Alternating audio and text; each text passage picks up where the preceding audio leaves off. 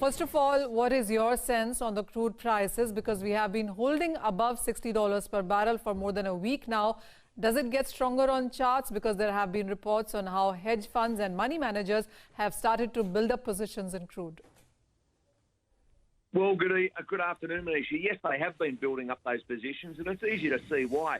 You know, you saw the Keystone project and what happened there in the last matter of a week and a bit, and that's also with those OPEC numbers coming out. I think it's been a nice time. You've seen a bit of a bottom on pricing, and they've been able to ratchet up a few dollars as far as traders' perspective. So, yeah, there's probably a few dollars left in it in the short run, but it's hard to put a ceiling on it. But I think as far as traders are concerned, they're seeing a little bit of movement, and it's cyclical, and there could be a little bit more in the rest of the month.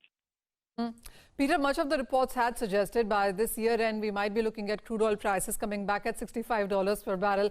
We are $2.50 away from that. Do you see enough push, enough encouragement, enough funds in the market to actually push up to those kind of levels? If US and China trade deal does go through, do you see a possibility of crude prices then perking up? Well, you may. I mean, there's a lot of ifs, Manisha. You know that as well as I do. You've had a trade deal trying to get some form of satisfaction on either side. And are we going to get a deal by Christmas? It's a little bit of an unknown. Yes, it may happen. But you've also seen that US dollar weakness.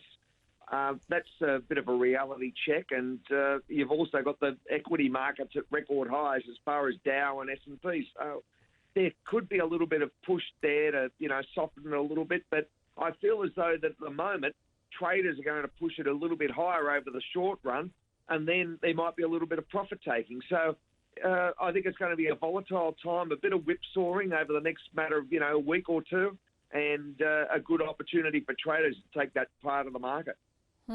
Peter, also, how do you look at the OPEC statements? I'm sure it is going to be the December meeting where much of the cues would really come in from, but what they are saying right now and what they have been saying for some time now, including Russia as well, whether it has to do with demand, whether it is about the non-OPEC supplies, or the expectation that we might see OPEC cuts continue beyond 2022? Well, I was invited to that meeting on the 5th of, a day and a half ago in Vienna. I didn't actually make that, and I'll probably be going next month to Vienna. But it was interesting to hear those forecasted numbers and what is going on as far as projections going out 3 and 4 years.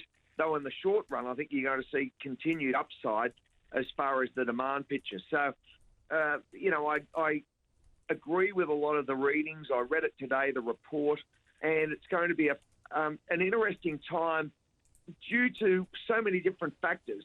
The Saudi Arabia IPO with Aramco, also the unknown as far as the Venezuela situation and the big swing producers there.